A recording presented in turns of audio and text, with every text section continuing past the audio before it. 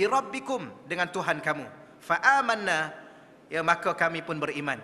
Rabbana, wahai Tuhan kami, faghfir lana, ampunkanlah dosa-dosa kami, ya, faghfir lana, ampunkanlah dosa kami, zunubana, akan dosa-dosa kami, wa kafir anna, dan wahai Allah, engkau hapuskanlah daripada kami sayyiatina, ya, kesalahan-kesalahan kami, ataupun sayyiat ni adalah keburukan-keburukan, ya, yang telah kami lakukan, yang membuatkan kami dikira bersalah dan berdosa. Wa tawaffana ma'al abrar, dan ya Allah, matikanlah kami ma'al abrar, ya, bersama orang-orang yang abrar, orang yang berbakti. Ya, surah Ali Imran ayat 193.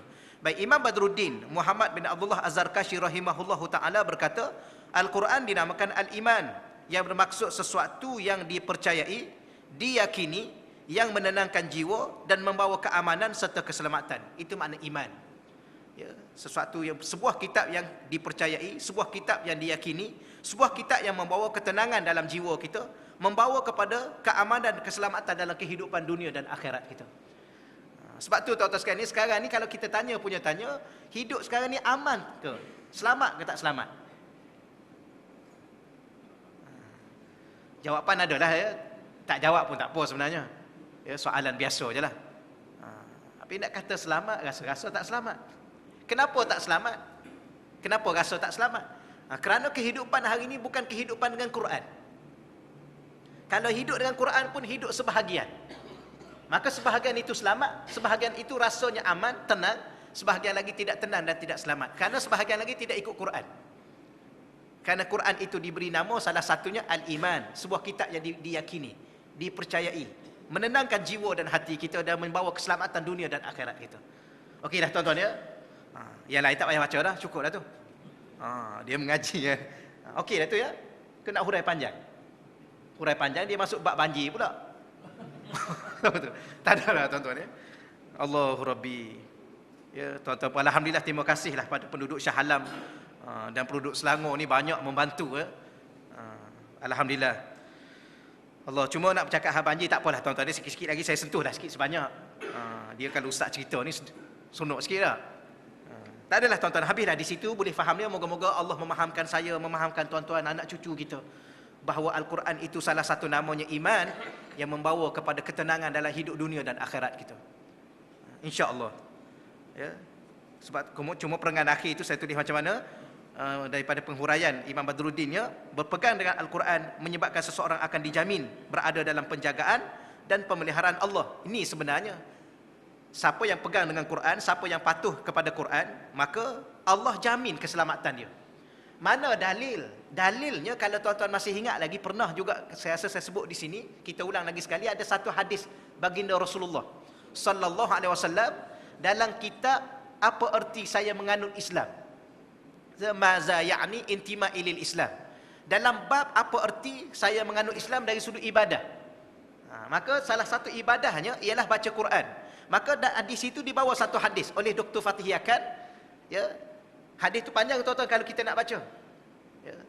Nabi dalam satu sabda, Nabi kata, inna hazal Quran ma'dubatullah faqbalu ma'dubatahu mastata'tum. Al-Quran ini, kata Nabi, adalah hidangan daripada Allah. Faqbalu ma'dubatahu, hendaklah kamu terima, sambut hidangan itu, mastata'tum, sekadar mana yang kamu termampu. Itu yang kita hurai dulu tuan-tuan. Rupa-rupanya Ramadan ini bulan Quran. Quran ini adalah hidangan. Rupa-rupanya Ramadan dia ada dua hidangan. Satu hidangan yang kita berbuka puasa, satu lagi hidangan yang Allah sendiri hidang kepada kita. Yang kita buka puasa tu orang rumah kita hidang. Okey juga yang tu, ya. Kebeli. Tak apa, dia hidang dia. Satu lagi, Allah sendiri hidangkan kepada kita sebuah kitab suci Quran. Sebab tu dalam surah Al-Quran, salah satunya dia ada satu surah. Surah apa, ya? Surah hidangan tu. Surah Al-Ma'idah. Tuan-tuan tak fikir kenapa surah tu namanya. Tapi betul lah apa yang disebut oleh Nabi. Inna hazal Quran ma'dubatullah faqbalu, hendaklah kamu sambut, mastata'tum, sekadar mana yang kamu termampu. Kemudian Nabi kata lagi, wa inna hazal Quran, dan Quran ini juga hablullah, merupakan tali yang mengikat kehidupan kita dengan Allah. Tak apalah tuan-tuan, hadis ni panjang kalau kita baca. Cuma saya nak ambil satu perenggan daripada banyak-banyak perenggan tu. Nabi kata apa? Ismatun liman tamassaka bihi. Bila mana dia cerita Quran, dia tak sebut lagi Quran, dia kata Quran ini salah satunya ismah, jaminan penjagaan. Ya, jaminan penjagaan. Liman tamassaka bihi, bagi sesiapa yang berpegang dengan Quran. Maknanya selama mana tuan-tuan, masyarakat kita hari ini, pemimpin yang ada hari ini, tak kiralah siapa, selama mana dia tidak berpegang dengan hukum Quran, peraturan Quran, panduan nasihat Quran, tidak ada jaminan daripada Allah keselamatan, keamanan, kesejahteraan dan segala apa yang ada. Sebab tu hari ini, apa yang menjamin keselamatan tuan? Tuan-tuan rasalah. Tak apa, ustaz, depan rumah saya ada guard seorang. Itu jaminan keselamatan. Ya ke? Ke guard tu sebelum dia tidur je. Kalau dia tidur, dia pun tak terjamin. Polis jaga ustaz. Polis hari ni pun tak terjamin keselamatan dia. Askar baru ni dia letukkan bom sendiri lah. Tak adalah tuan-tuan, kalau nak cerita panjang lah. Tapi apa jaminan? Tidak ada jaminan kecuali daripada Allah. Dan apakah Allah nak jamin untuk jaga keselamatan saya dengan tuan-tuan, anak cucu kita, harta benda kita? Bila mana kita berpegang dengan Al-Quran. Wallahu a'lam. Okeylah tu ya, tak perlu kita itulah. Jadi itulah di antara Quran dinamakan Al-Iman. Kita terus pada nama yang ke-42. Muka surat 59. Al-Amru. Ya, Al-Quran dinamakan Al-Amru. Iaitu kita boleh terjemah dua, sama ada kita terjemah dengan perintah, satu lagi ialah peraturan. Ya, kerana perintah itu merupakan satu peraturan daripada Allah. Baik, surah At-Talaq. Surah At-Talaq ayat 5. Zalik amrullah anzalahu ilaikum. Zalik, dalam buku tu dia terjemah akhir sikit tuan-tuan. Sepatutnya zalik, demikianlah amrullah, sama ada kita nak terjemah perintah-perintah Allah ataupun demikianlah peraturan-peraturan Allah pun boleh juga. Cuma dalam buku tu dia terjemah dalam bentuk huraian. Saya ulang balik ya. Zalika amrullah, peraturan-peraturan yang demikian adalah hukum-hukum Allah. Anzalahu, yang telah diturunkan dan diterangkan ilaikum, kepada kamu. Ya, wahai Nabi Muhammad dan umat kamu. Wa may yattaqillah wa yukaffir anhu sayiatihi wa yu'zim lahu ajra. Wa man, dan ingatlah sesiapa sahaja yattaqillah, yang bertakwa pada Allah, yukaffir anhu sayiatihi, nescaya Allah akan menghapuskan kesalahan-kesalahannya, wa yu'zim lahu ajra, dan Allah akan membesarkan pahala balasannya. Tak boleh tuan-tuan rujuk balik dalam surah At-Talaq ayat 5. Walau bagaimanapun Quran ini dinamakan peraturan-peraturan dan merupakan hukum-hukum Allah, perintah-perintah daripada Allah Subhanahu wa taala. Imam Badruddin berkata Al-Quran dinamakan Al-Amru, yang bermaksud perintah, peraturan, ataupun bermaksud ketetapan hukum daripada Allah Subhanahu wa taala. Dengan ini umat manusia mesti mentaati hukum hakam Al-Quran, kerana segala hukum, peraturan dan perintah yang terkandung dalam Al-Quran merupakan sesuatu yang ditetapkan urusannya oleh Allah, sehingga ia disebut dalam bentuk sandaran kepada Allah, amrullah, iaitu urusan atau perkara yang ditetapkan oleh Allah. Jelas tuan-tuan ya? Perkara ni cukup, saya yakin tuan-tuan dah lama dah kita jelas pandangan kita, pemahaman kita. Cuma nak tak nak sahajalah. Ya. Orang Malaysia ni benda-benda begini ni ada lagi ke yang tak jelas? Agak-agaklah ni. Jadi kita nak kata apa tuan-tuan ni? Quran kita duk baca, tiap-tiap hari kita baca, kadang paling pun seminggu sekali kita baca. Benda yang paling mudah. Kalau kita belajar bahasa Arab, amrullah dia panggil mudhafun ilai. Ya, dalam bab idhafah. Belajar dulu ya bahasa Arab, dah banyak kali dah tanya tuan-tuan. Ni pertanyaan tahun baru ni. Mudhafun ilai.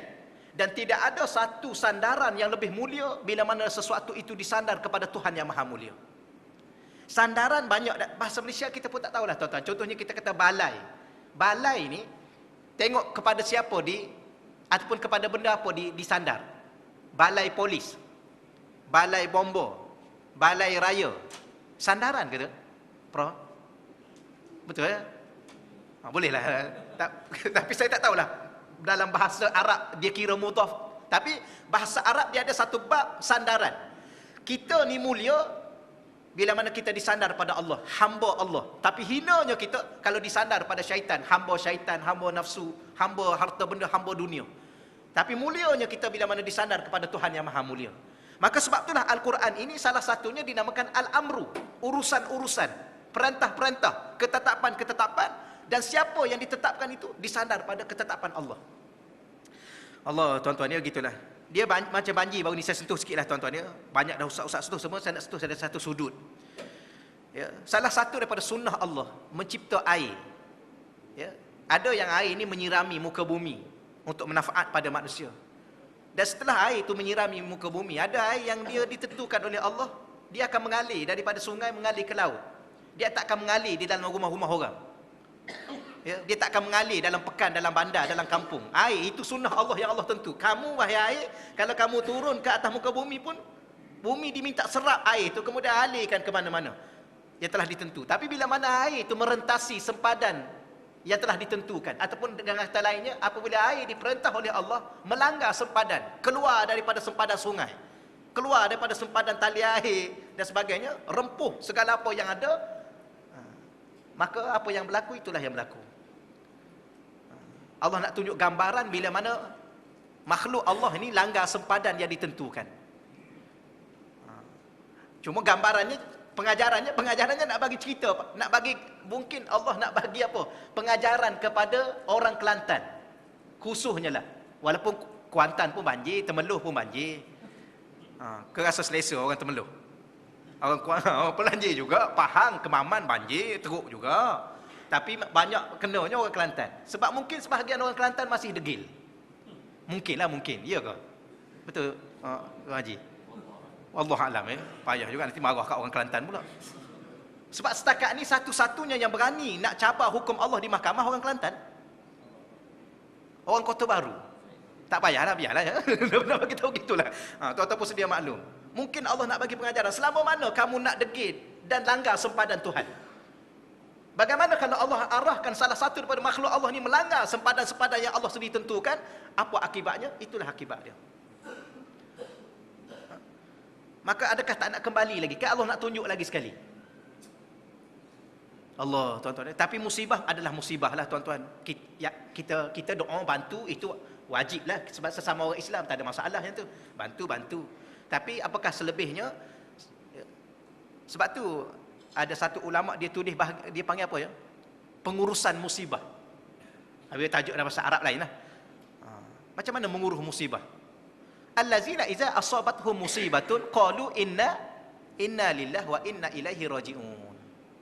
Itu sebenarnya surah apa tu?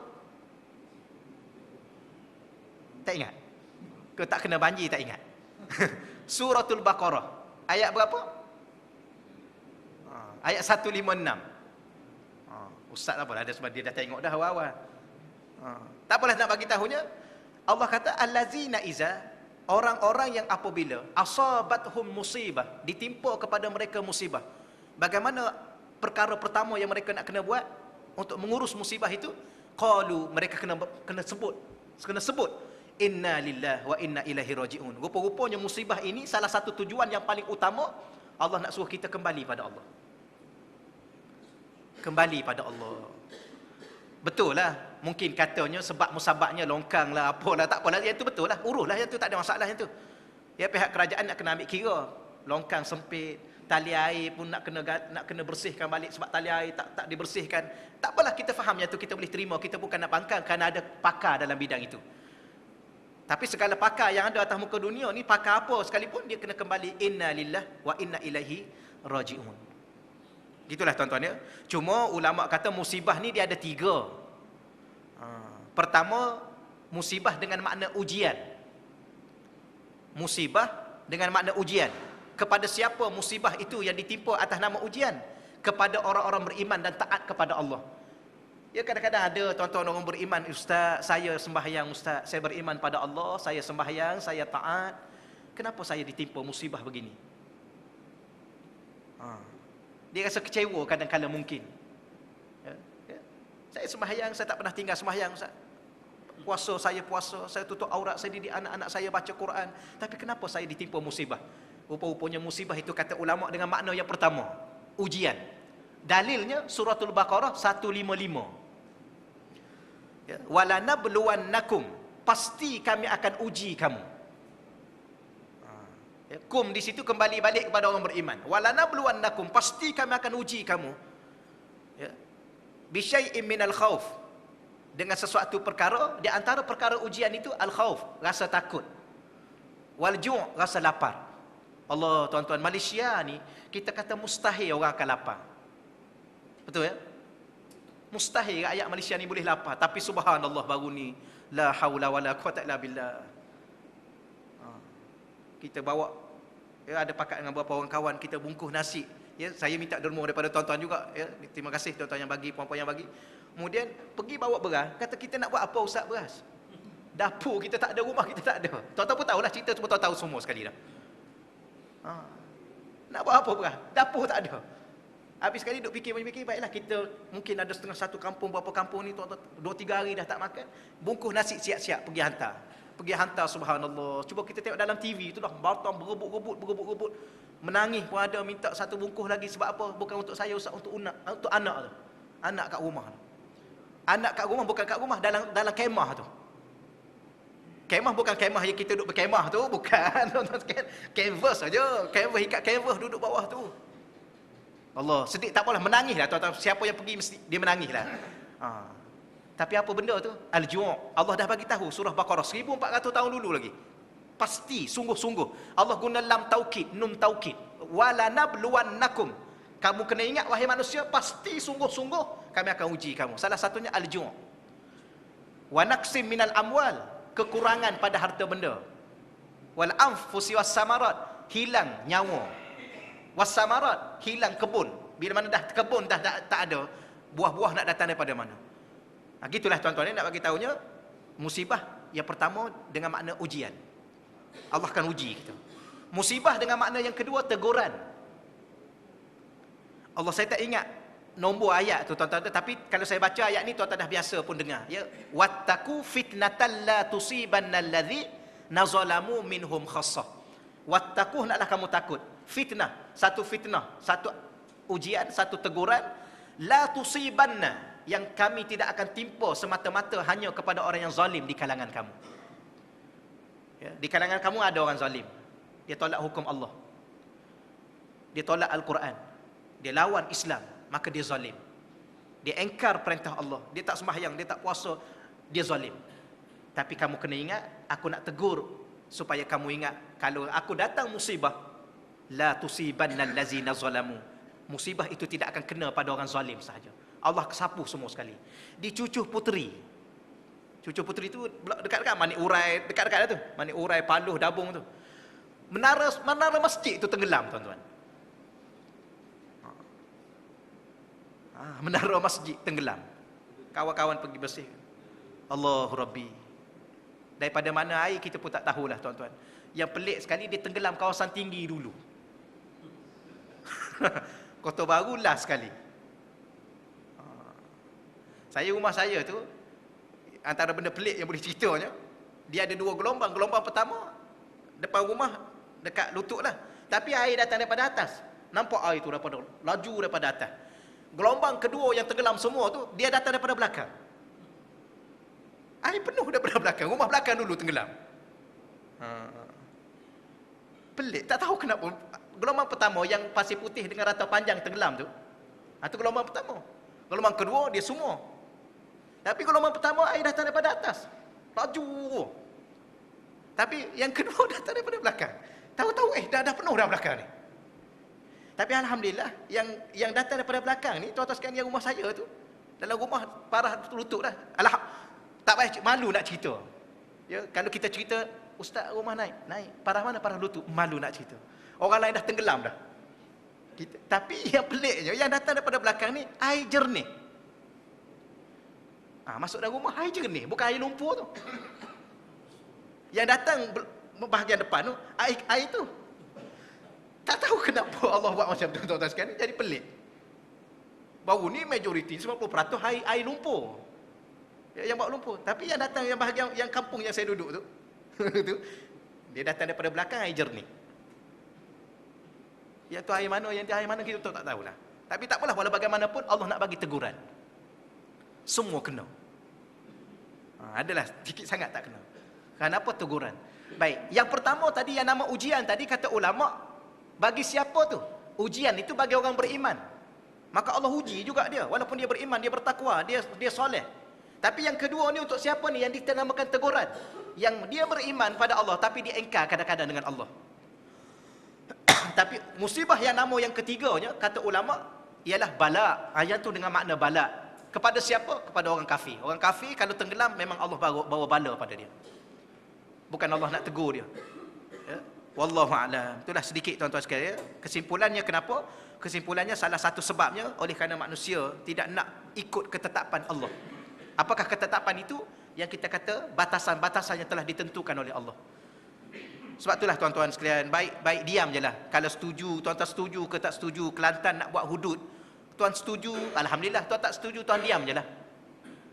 Dia ada lagi ke tuan-tuan kat sini yang tak setuju? Diam macam tu. Dah lah tuan-tuan, cukup lah. Allah cukup lah. Kata panjang yang peliknya, gelombang pertama tenggelam, gelombang kedua tenggelam, gelombang ketiga Allah bakar kedai. Allah hantar air 2 kali, kali ketiga hantar api pula.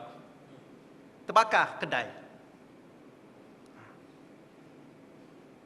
Kalau Allah hantar sekali lagi, apa? Angin, sapu habis semua sekali.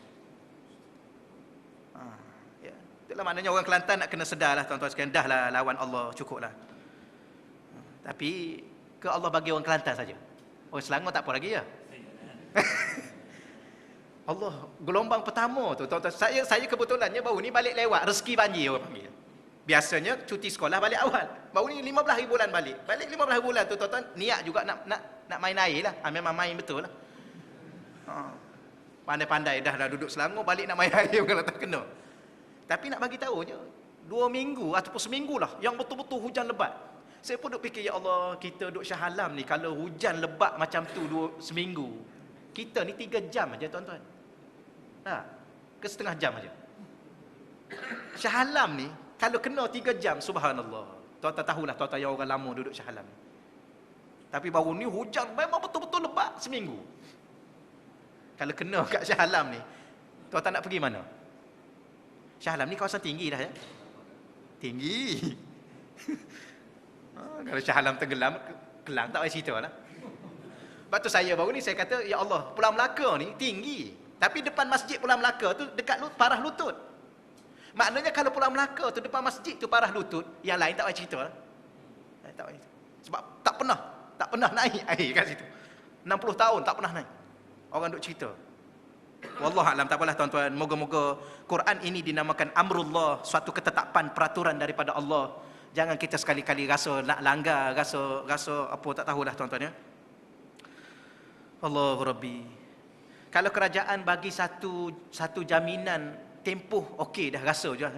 Contohnya kerajaan Malaysia sekarang ni tak apalah tuan-tuan rakyat bertenang. 5 tahun lagi kita buat. Okey dah rasa-rasanya. Ke tak okey ke? Okey dah tuan-tuan. Ni tak tahu bila ni nak buat ni. Susah ustaz, dia kata ustaz ingat mudah ke? Kita nak kena dapat setujuan di parlimen. GST yang boleh buat tu. Sebab tu kita kata okeylah GST kita nak buat sekian-sekian. Tapi saya ni tuan-tuan, saya tak bijak dalam bidang ini. Saya mengaku awal-awal bukan bidang saya. Tapi saya yakin orang Shah Alam ni orang bijak.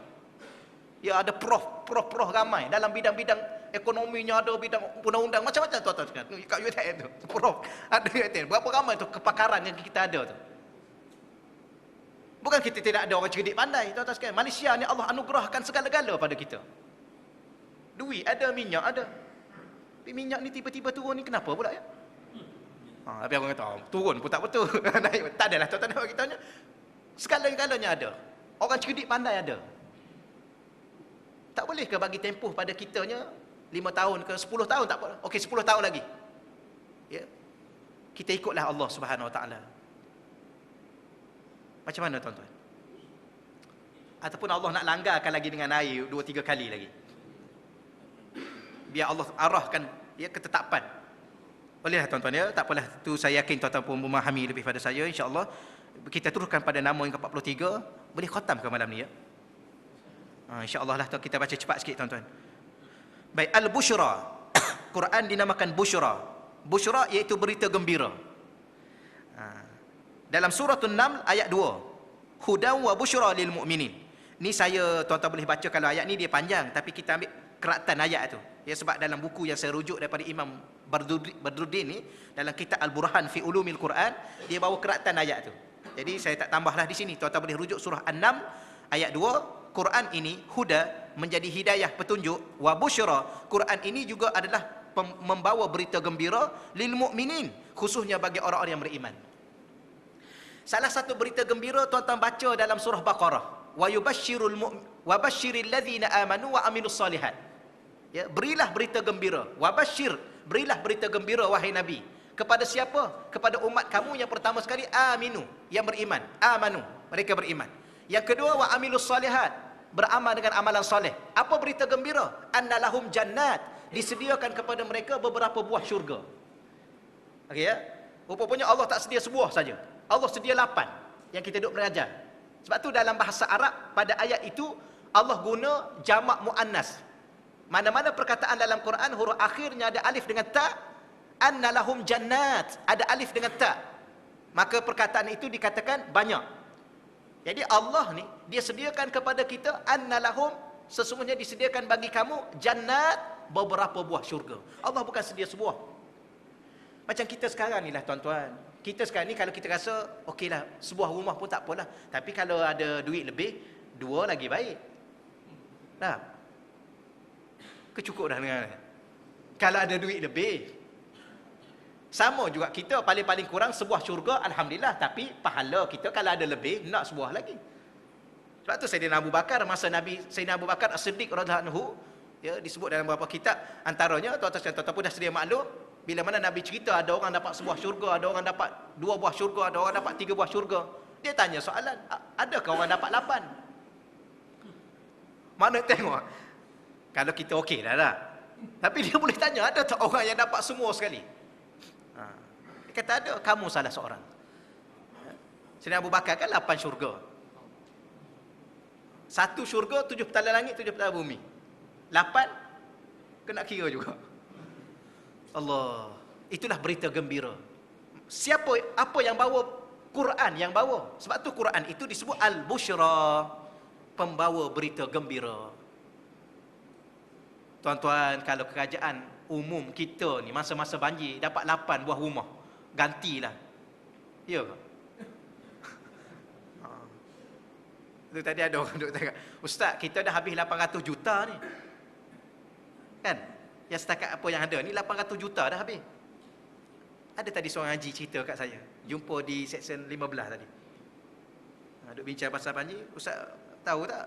Saya kata, "Apa haji? Kita ni dah habis 800 juta. Habis masa banjir sebuah rumah tak nampak lagi." Tak apalah, biar, kalau bukan nak petikai apa tuan-tuan ni, jadi kita tak elok juga nak petikai. Kira okey dah tu. Ya ke kira okey? Tak adalah tuan-tuan, dia minta maaf banyak-banyak kadang-kadang. Ustaz semua tak betul. Tak adalah tuan-tuan, kita nak ceritanya, kalau dikhabarkan begitulah ya, seorang dapat sebuah rumah, subhanallah, gembiranya. Sebagaimana saya dengan tuan-tuan Allah isytihar kepada kita dapat sebuah syurga. Bagaimana kalau dapat 8? Itulah busyra. Baik, nama yang ke-44. Al-Majid. Ya, Al-Majid. Yang dulu kita baca Quranul Majid. Sekarang baca Quranul Karim. Tapi saya duk cerita di Batu Tiga baru ni, saya baca juga buku kitab ni, di Batu Tiga tu, surau Batu Tiga. Ada seorang tu, dia datang, dia kata, Ustaz, saya duk dengar banyak kali dah Ustaz duk sebut, kita baca dulu Quran Majid. Tahulah, saya pun baca Quran Majid dulu. Sekarang ni pun masih ada kat rumah ya. Quranul Majid, Quran lama. Sekarang ni cuba tengok Quran yang ada tu. Dia tak tulis Quranul Majid, Quranul Karim. Rupanya bila mana kita belajar, oh itu adalah nama-nama Quran. Tapi ada seorang tu haji tu, dia bawa, Ustaz tengok ni. Saya ada simpan kat rumah saya, tuan-tuan. Al-Quranu Hakim. Ada juga punya, ada di sana satu cetakan, dia kata ni, saya pun tengok, oh cetakan Saudi. Jadi ada Saudi dia cetak, dia tak bagi nama Al-Quranul Karim, dia letak Al-Quranul Hakim. Betul juga, Yasin wal Quranil nil Hakim. Jadi cumanya bimbang-bimbang, ya, kalau yang tak mengajinya, ni ada berapa buah pula Quran ni? Ni Quran mana ni, Quran Syiah ke ni? Tak ada, rupanya itu salah satu daripada nama-nama Quran. Cuma tolong semak baliklah tuan-tuan dalam tu, siapa yang cetak. Ya, jangan sembarangan sekarang ni. Dia pakai cetak begitu saja sekarang ni. Wallahu alam. Jadi di sininya surah Al-Buruj ayat 21, bal ya sebenarnya apa yang engkau sampaikan kepada mereka bukanlah syair ataupun sihir. Ini syarahanlah sikitlah. Huwa, bahkan dianya adalah Quranun Majid, Al-Quran yang tertinggi kemuliaannya.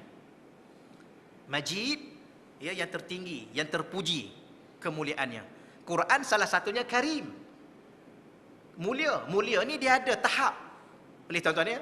Sama juga kadang-kadang yang mulia, yang teramat mulia yang kita guna pakai sekarang ni, tuan-tuan yang mulia. Tapi kalau ada raja-raja yang teramat mulia, kalau ada sultan yang maha agung, maha mulia, nampak kita guna pakai tu. Tak apalah, betul lah bahasa tu. Boleh? Ke tak betul? Nanti kita kata tak betul, semua tak betul pula. Betul lah tu. Betul dari sudut mana? Dari sudut nak mengatakan bahawa manusia itu sendiri, dia ada rasa. Mulia tu ada tahap. Okeylah. Tapi kalau kita tanya, antara kitab-kitab yang ada atas muka dunia ni, yang mana yang paling mulia dan paling tinggi kemuliaannya? Al-Quran, kerana dia diberi nama Al-Majid, Quranun Majid. Lihat. Jadi saya baca sikitlah apa yang dihurai oleh Imam Badruddin dalam kitab Al-Burhan fi Ulumil Quran yang saya nukilkan di sini, iaitu Allah Al-Quran dinamakan Al-Majid, yang bermaksud ketinggian, kemuliaan dan kepujian yang tak terhingga dan tidak terbatas. Ya, ketinggian Quran, kemuliaan Quran, kepujian yang ada pada Quran, dia tingginya tak terhingga dan tidak terbatas. Kenapa tuan-tuan? Kerana Quran ini adalah kalam Allah. Kalam Allah adalah sifat Allah. Sifat Allah ini sifat yang tidak ada batasan. Ya. Saya dengan tuan-tuan pemurah juga, tapi ada batasan. Murah setakat mana yang kita ada. Selebihnya yang tak ada nak bagi apa? Ya. Betul tuan-tuan ya? Murah tu pula kepada orang tertentu. Ada batasan. Betul ya? Murah, tapi tengok dulu. Kena bagi semua. Tengok dulu warna. Datuk kata tengok warna dulu. Murah juga tapi tengok warna. Apa makna tu? Kita manusia, maka sifat manusia ada batasan. Sebab tu manusia diminta hidup dalam batasan. Jangan langgar semua sekali. Tapi bila mana manusia nak langgar semua sekali, yang Allah pun dia langgar juga. Yang ni ya Allah langgar dengan air ni. Itulah masalahnya. Kenapa? Kerana sifat manusia memang terbatas. Tapi Allah tidak ada batasan. Kemuliaan Allah tidak ada batasan. Dalam sebuah kitab tu, kalau tuan-tuan nak rasa, tahu, saya yakin, ya, tuan-tuan pun dah semua tahu, Allah itu pemurah. Ada juga manusia yang disebut pemurah, dermawan dan sebagainya. Tapi kalau nak rasa, tuan-tuan cuba bersifat dengan sifat Allah. Ya, apa makna bersifat dengan sifat Allah? Murah tanpa batasan. Cuba buat. Tak kira siapa tuan-tuan bagi, tak kira minta banyak mana tuan-tuan bagi. Sampai satu tahap tuan-tuan rasa letih dan tak mampu. Maka itulah tuan-tuan. Tapi tidak pada Allah. Allah bagi manusia ni tuan-tuan bernafas. Setakat ni kita sendiri pun tak boleh nak kira berapa banyak dah kita bernafas. Tapi sampai sekarang Allah tak stop lagi nafas kita. Hembuh dah berapa kali dah. Tarik dah berapa kali dah. Ada kira. Kita berkelip daripada awal dulu kita dicipta oleh Allah, dilahirkan di muka bumi, kita berkelip sampai sekarang tuan-tuan tak berhenti lagi berkelip. Siapa bagi? Allah. Harap kat kita tuan-tuan sekalian nak berkelip sekali berkelip tak boleh kita ni. Jantung kita daripada dulu sampai sekarang berdenyut berapa juta kali dah jantung berdenyut. Kita sibuk tak tahu siapa bagi? Allah. Apa ya? Kita ni tak apalah. Kita ni orang iman, orang beriman dan bertakwa. Yang orang kafir itu Allah bagi juga tu.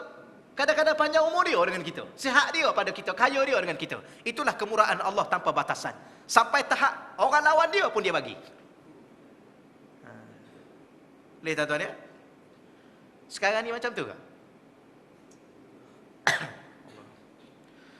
La haula wala quwata illa billah. Cuma minta maaf tuan-tuan, saya sentuh sikit lah. Boleh jadi kalau saya silap tuan-tuan boleh tegur saya lepas pada ni dan bila-bila masalah. Saya pelik dengan kadang-kadang orang politik. Ya, orang politik. Kita pun berpolitik juga. Ya, tapi orang politik lain. Ke tuan-tuan orang politik ke tuan-tuan orang yang berpolitik cara Islam ni lain, orang politik lain. Macam ahli perniagaan lain cara dia fikir dah. Kita ni berniaga juga. Ya. Niaga, kadang-kadang berniaga juga. Tapi ahli perniagaan lain dia fikir. Dia tak sama macam kita.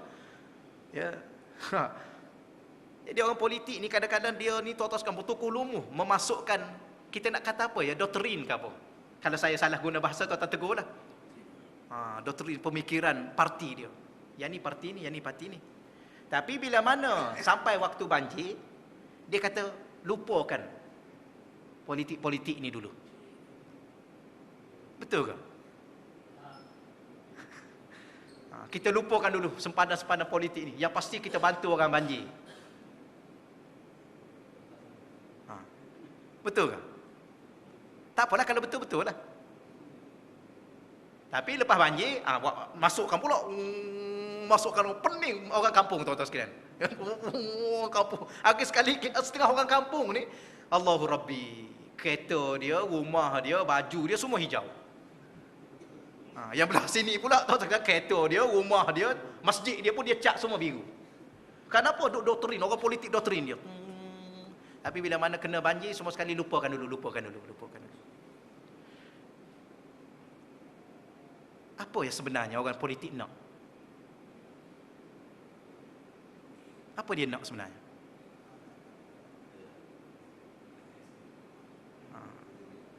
Saya tanya tuan-tuan, saya tak nak jawab.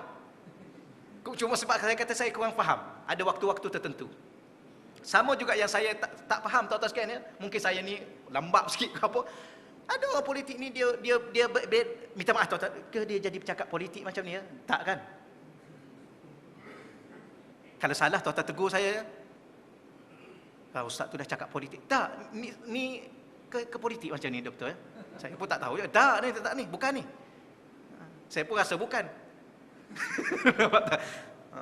Macam orang politik kata nak bela hak rakyat. Saya pun tak faham apa yang nak dibela.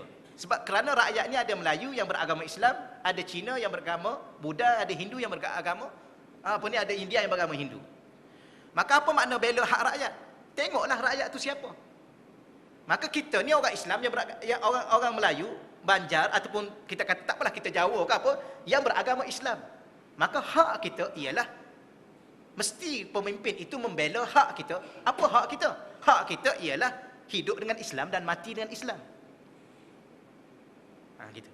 Jadi bila mana seorang pemimpin tu yang memwar-warkan untuk bela hak rakyat, hak rakyat yang mana yang dia bela? Apa yang dia bela? Bukan nak nafi semua, tidak. Tidak nak nafi semua. Ada yang dibela, alhamdulillah tuan-tuan, kita tak boleh nafi semua orang buat baik ni. Boleh terima? Dia macam kan Allah kan wa may ya'mal misqala dzarratin khairan yarah wa may ya'mal misqala dzarratin syarran yarah. Allah kira. Tapi yang kita nak hak kitanya ialah hidup dengan Islam dalam segala sudut. Yang inilah yang kita kadang-kadang dinafikan. Tapi dalam kadang-kadang disebutnya kitalah pembela hak. Hak mana? Gitulah. Allah. Moga-moga tuan-tuan sekalian, kenapa kita bincang begitu? Kerana Quran tu namanya kemuliaan yang tidak terbatas. Moga-moga saya, tuan-tuan, anak cucu kita, zuriat kita sampai kiamat berpegang dengan Quran, maka Allah akan letakkan kita kemuliaan tanpa batasan. Bimbang-bimbang Allah bataskan kita, kamu ni setakat ni je lah. Takat mana? Takat bau syurga pun tak boleh kamu ni. Takat ni lah. Takat mana? Takat belah situ je. Belah sini tak payah. Allah bataskan kita. Sebab tu Quran ini kepujiannya, kemuliaannya tanpa batasan. Maka siapa yang berpegang dengan Quran, Allah mulia dia tanpa batasan. Allah boleh letak dia 8 syurga tu. Tanpa bataskan 1 syurga, 2 syurga, 3 syurga. Tapi bagaimana kalau ada orang ni tuan-tuan, Allah bataskan dia daripada syurga. Dulu kamu dah langgar banyak dah batasan dah lah. Ya, takat ni je lah. Takat neraka je lah. Ke rasa nak masuk syurga? Allah. Tapi kita bicara ni untuk kita tuan-tuan ya, untuk kita. Nombor 1 sekali untuk kita, tuan-tuan, untuk tuan-tuan, anak cucu kita, anak isteri kita. Yang pertama sekali, ku anfusakum wa ahlikum nara. Wahai Nabi Muhammad, kul, katakanlah wahai Muhammad, ku anfusakum. Ya. Ada ayat surah At-Tahrim ayat 6 tu. Ya ayyuhallazina amanu ku anfusakum wa ahlikum nara. Ya. Diri kamu dulu. Sebab tu minta maaf lah puan-puan, kadang-kadang si suami ni, kita nak kata apa ya? Si suami terpaksa buat begini. Tapi kalau cakap benda sama juga, saya pun tak nak ulang benda sama dah. Ya. Kadang-kadang kita terpaksa buat macam ni.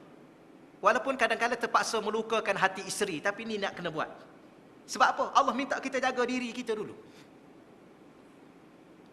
Diri kamu. Kalau kamu dah masuk neraka, kamu nak jaga isteri kamu masuk syurga. Yang kita boleh jaga orang masuk syurga ni kalau kita dulu ahli syurga. Sama juga kita nak bantu orang, kita kena bantu kita dulu. Kalau kita pun tak cukup makan, nak bagi makan orang lain. Kita pun tak cukup duit, nak bagi zakat kat orang lain. Mana boleh?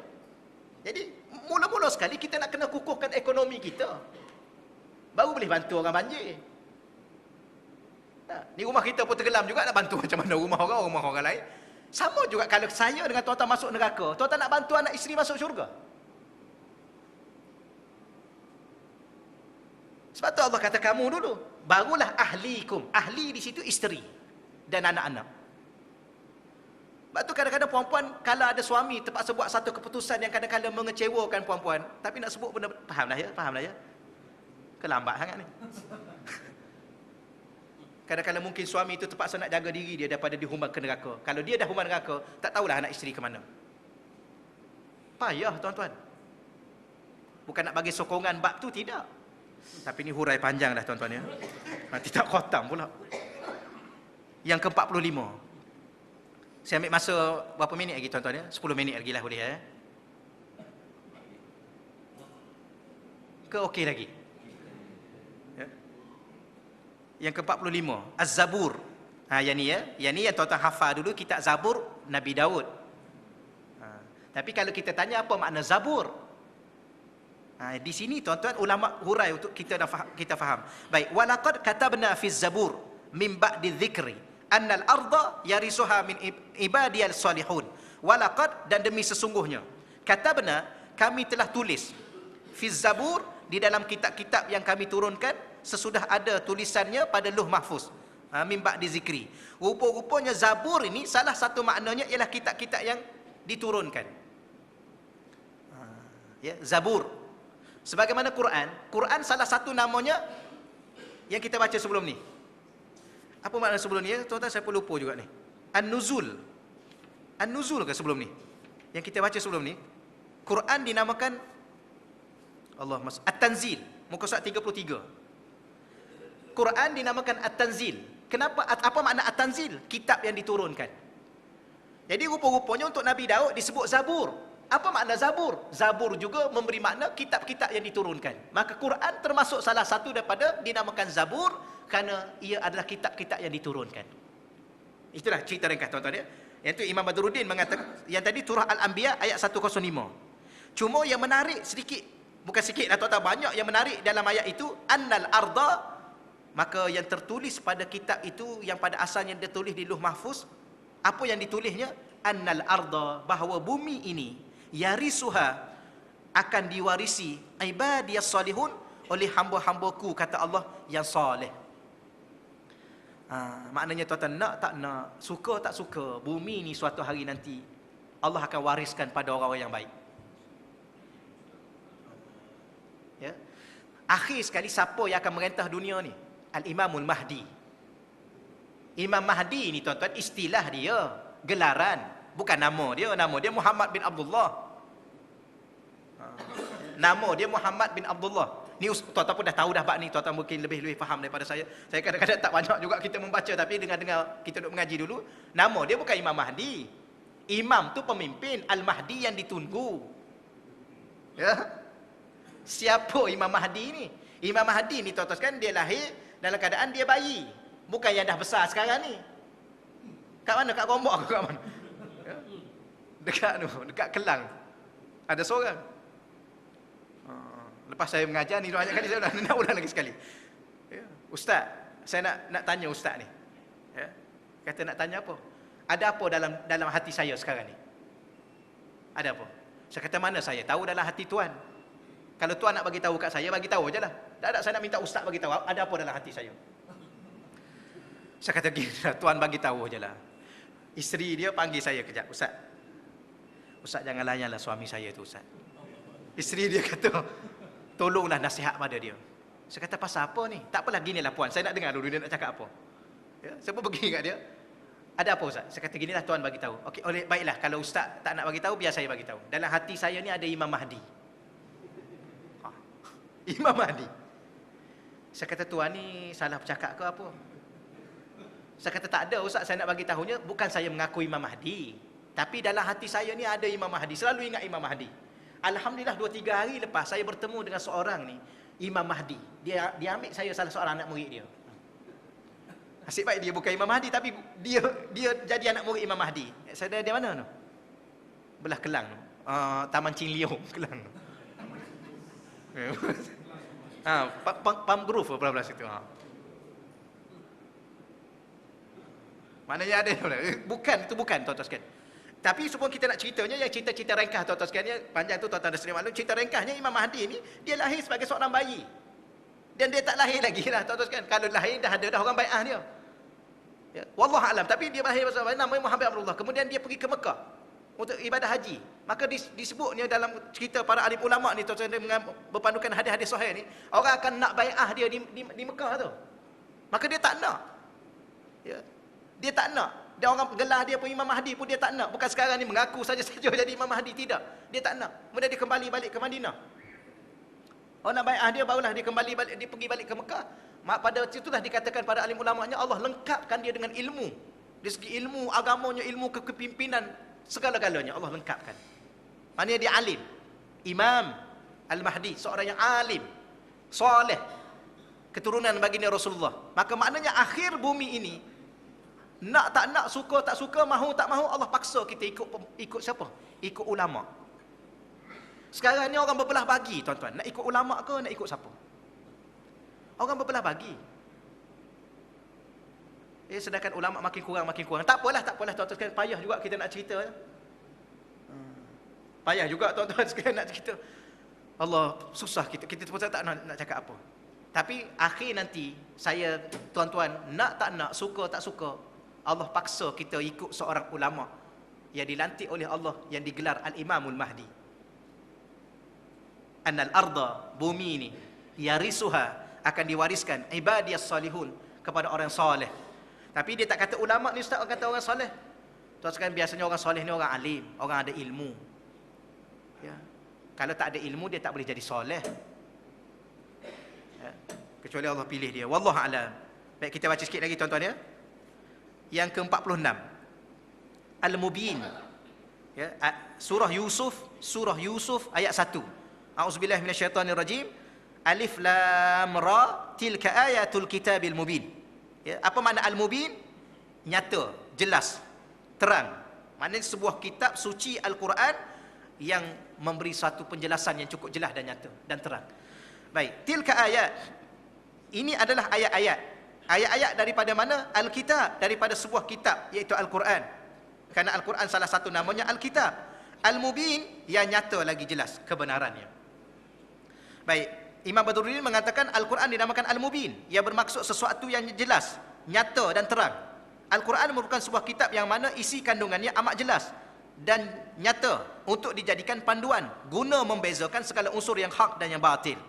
Melalui ajaran Al-Quran, umat manusia akan dapat memahami segala kebenaran dengan terang dan nyata, seterusnya dapat melaksanakan kebenaran tersebut dengan mudah dan berjaya.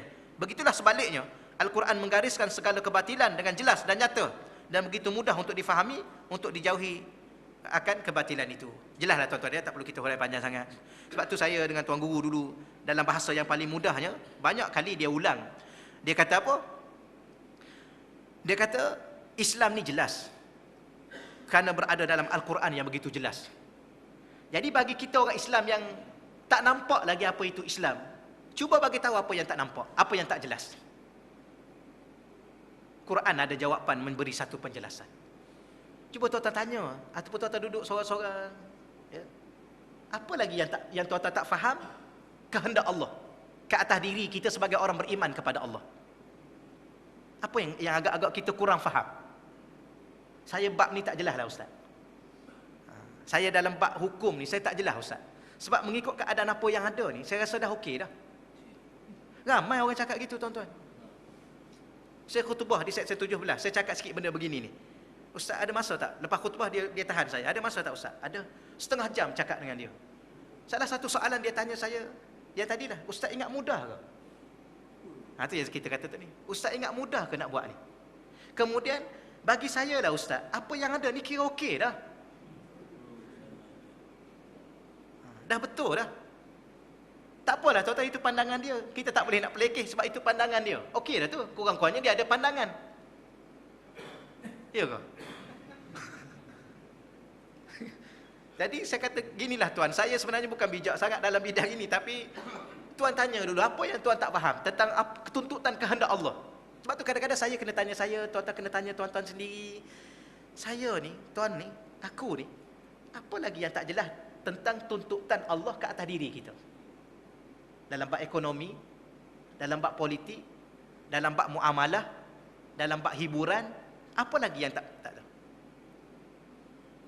Agak-agak ya. Kerana Quran itu al-mubin. Sebelum ni Quran itu al-bayan. Yang ni al-mubin. Jadi al-bayanul mubin. Bayan ni keterangan-keterangan, mubin yang jelas, yang nyata. Maka Quran ini suatu keterangan, pencerahan yang begitu jelas dan nyata. Jadi apa masalah lagi yang kita tak nampak tentang hidup ni? Quran kata hidup dunia ni sementara aja. Ya. Wa'lamu anna dunya, ketahuilah bahawa dunia ni kata Allah, laibun, sekadar main-main aja. Ada orang kejar dunia tak kira halal dan haram. Apa yang dia tak faham tentang dunia ni? Ataupun dia faham bahawa dunia ni ada segala-galanya. Maka Quran akan bagi pencerahan. Quran kata, kullu nafsin za'iqatul maut. Ada rasa tak jelas ke? Saya tak faham lah ustaz, setiap nyawa yang akan mati ni, saya tak faham lah. Cuba jelas sikit. Ya, kau tak faham? Maknanya setiap nyawa akan mati. Tak jelas ke? Ke tak jelas? Siapa yang bernyawa tu? Saya dengan tuan-tuan lah. Maka saya dengan tuan-tuan ni, setiap yang bernyawa ni akan mati. Baik, kalau mati ni, apa yang tuan-tuan faham mati? Bukan apa ni saja ni tuan-tuan ya. Saja je ni, tuan-tuan faham lah ni. Cuma nak ingatkan balik, saya nak ingat. Tuan-tuan tahu bahawa setiap yang menyawa mati. Jelas ya? Okey, jelas. Jelas ustaz, setiap menyawa mati. Baik, kalau mati, apa yang kita faham? Adakah mati itu habis cerita? Mati ni bukan habis cerita. Mati itulah permulaan cerita. Sama ada tuan-tuan nak hidup lama-lama, selama-lama dalam syurga, ataupun saya dengan tuan-tuan, wa'iyyazubillah, minta jauh lah, kita tak nak sebut benda-benda begini, ataupun Allah humban kita dalam neraka selama-lama. Itulah permulaan hidup. Sebab tu dunia ni bukan tempat hidup, dunia ni tempat mati. Yang tempat hidupnya akhirat. Sebab itulah akhirat tu Allah akan matikan mati tu. Kan kita belajar. Ada satu hadis Nabi, bila mana ahli syurga masuk syurga, ahli neraka masuk neraka. Saya ada tulis satu buku, saya pun tak ingatlah tuan-tuan. Perjalanan ke akhirat. Ada satu buku yang saya tulis dulu, dah agak lama dah. Perjalanan ke akhirat. Bersama buku tu, ada buku kecil, tajuk dia Pasport Akhirat. Akhirat ni negeri lain, ada pasport dah. Nak pergi Singapura belah situ pun kena ada pasport. Nak pergi akhirat negeri lain, tak apalah. Dalam hadis tu, dia saya nukil ada satu hadis daripada kitab ulama, apabila ahli syurga masuk syurga, ahli neraka masuk neraka. Maka Allah panggil mati. Ya, maka mati itu datang berada di antara syurga dan neraka. Mati ketika itu ditukar dalam bentuk kibas. Maka Allah panggil Nabi Yahya. Ya, kerana apa makna Yahya? Yahya itu maknanya hidup. Sebab tu kalau tuan-tuan rasa nak panjang hidup lama, bagi nama Yahya. InsyaAllah hidup lama. Ya ke? Tak adalah tu saya bergurau dengan tuan-tuan. Tapi nak bagi tahunya, orang tanya kenapa panggil Nabi Yahya? Kerana Yahya itu maknanya hidup. Allah tak nak bagi mati dah. Kerana akhirat bukan tempat mati. Akhiratlah tempat hidup. Selama-lama. Sama ada hidup tu dalam syurga atau hidup tu dalam neraka. Sebab tu ada setengah orang tak faham lagi ke benda ni. Maka mati itu disembelih oleh Nabi Yahya. Maka diisytiharkan tidak ada lagi mati. Kerana akhirat bukan tempat mati. Oh, rupa-rupanya dunia ni tempat apa? Dunia ni tempat mati. Habis yang tak kira halal, tak kira haram, tak kira dosa, tak kira pahala, tak kira Allah, tak kira Quran ni. Lawan, tahunya lawan aja tu atas, tahunya tolak aja. Macam-macam jenis perkataan menolak Quran ni. Islam ni, tahu ke dia akan mati? Apa lagi yang tak jelas? Cuba tanya. Bukan tanya saya maknanya, cuba tanya Quran tu. Apa yang kita tak faham lagi? Ni yang duduk berdegil lagi dengan alasan itu, alasan ini. Besok dah dia nak mati. Dia nak jawab apa depan Allah? Dia nak jawab apa? Saya dah cerita, dah cerita dah rasanya, biarlah, nanti cerita banyak sangat. Satu lagi yang terakhir tuan-tuan ya. Yang terakhir untuk malam ni lah. Kita rasa saya datang lagi sekali bulan depan, kita khatam bulan depan lah. Jadi ustaz bagi tahu awal-awal tu majlis khatam tu biasanya kena faham-faham lah. Kena bijak juga tuan-tuan. Kalau khatam malam ni tak ada apa malam ni ya. Minggu depan insya-Allah, bulan depan. Jadi tuan-tuan wawakan ramai-ramai insya-Allah majlis khatam. Majlis khatam makan saya tak tahu. Tapi kalau dulu-dulunya di pondok-pondok dulu dia kambing seko lah majlis khatam ni. Tak ada tuan-tuan. Alhamdulillah ya. Saya sebut tu sebab doktor ada, pengurusi ada, mudah kan. Pengurusi ada, alhamdulillah, pengurusi pun senyum aja. Tak ada tuan-tuan ya, jangan menyusahkan kamu juga, jangan ya. Baik, yang terakhir sekali untuk malam ni sebelum kita khatam, Al-Bashir. Yang tadi Bushra. Ya, yang ni Bashir. Samalah tuan-tuan. Ya, Bashir pembawa berita gembira. Bushra tu berita tu sendiri gembira. Quran dia dua fungsi dia. Satu, Quran tu satu berita yang membawa gembira, dan Quran tu bawa kegembiraan. Tu Bashir. Ayah juga tuan-tuan. Dia bahasa Arab ni dia ada isim. Isim ni dia ada 21 jenis isim. Ya? Dia 21 jenis. Isim fa'il, isim maf'ul, ismus sifah. Tak apalah, dia ada 21. Saya pun tak ingat semua juga tuan-tuan ya. Jadi kadang-kadang dia bawa dalam bentuk isim sifat. Ismu isim tapi menggambarkan sifat, ismus sifah. Gembira. Bashir lebih kepada isim apa Bashir ni? Fa'il. Saya pun tak ingat juga tuan-tuan, minta maaf banyak-banyak ya. Kadang-kadang tak ingat juga saya pun. Ya. Pembawa tu. Macam risalah dengan rasul. Risalah sesuatu yang dibawa oleh Nabi. Yang Nabi yang bawa tu namanya rasul. Rasul tu bawa risalah. Tak apalah, kita buka tajuk lain lah dalam bahasa Arab ni. Gitulah. Tapi Quran dia sendiri adalah berita gembira. Quran itu membawa kepada kita berita gembira. Okay, ya? Mana dalilnya? Dalam surah Fussilat ayat 4. Itu yang terakhir. Basyiran wa nadhira fa'arada aktsaruhum fahum la yasma'un. Ya, Quran ini adalah membawa berita gembira atau berita yang menggembirakan bagi orang beriman. Wa nadhira. Quran ini juga adalah nadhir. Ya, yang membawa berita-berita amaran ya kepada manusia yang ingkar. Fa'arada aktsaruhum. Ya, dalam pada itu kebanyakan mereka berpaling ingkar, tidak mahu mengetahui dan memahaminya. Tuan-tuan, Quran ini dia bawa berita gembira, dia juga bawa berita amaran. Tapi kata Allah, fa'arada aktsaruhum, kebanyakan manusia ni sebenarnya a'rada, ya, mereka ingkar, mereka berpaling, dia tidak mahu faham benda-benda begini ni. Dia tak nak faham. Fahum la yasma'un, bahkan dengan sebab itulah mereka tidak menerima dan tidak mematuhinya. Rupa-rupanya atas kita lah tuan-tuan. Atas saya, atas tuan-tuan. Tuan-tuan nak faham tak? Saya nak faham tak? Kalau saya dengan tuan-tuan dan keluarga kita, masyarakat kita, pemimpin kita nak faham apa yang Allah nak, yang Allah sebut dalam Quran, insya-Allah dia faham. Tapi Allah kata di sini sebenarnya mereka tak nak faham. Mereka sebenarnya tak nak tahu. Ya, bukan tak tahu, tak nak ambil tahu. Takkan tak tahu belajar sampai tahap doktor. Takkan tak tahu tuan-tuan sekalian belajar US, UK, Ireland. Balik sini pakar dalam bidang ni, pakar dalam bidang ni, pakar dalam bidang ni. Takkan tak tahu. Ada dulu orang kata, ustaz, dia tu doktor perubatan, dia engineer, tapi tuan ustaz, dia boleh hafal Quran. Itulah yang sebetulnya. Engineer ni orang bijak. Doktor ni orang bijak. Orang bijak tu dia yang ingat Qurannya. Ustaz ni tuan-tuan second class ke ustaz ni? Betul tuan-tuan, saya cakap betul. Kawan-kawan saya dulu di Mahat Muhammadi ni, tuan-tuan, subhanallah, memang kalau Kelantan ni antaralah, bukan Kelantan kalau nak cari pelajar bijak di Mahat Muhammadi. Sebab nak masuk sekolah tu mesti 5A. Kemudian kena ujian. Ujian tu nak masuk paling rendah 95%. Tuan tahu saya dapat 96%. Tuan tahu saya kelas apa? Kelas nombor 6. Kelas F. Dia dulu A. Kelas A, B, C, D, E, F. Ada satu lagi yang 95%. Kelas G. Subhanallah. Sebab tu Kelantan sekarang ni semua nama Mahat. Sebenarnya Mahat satu je.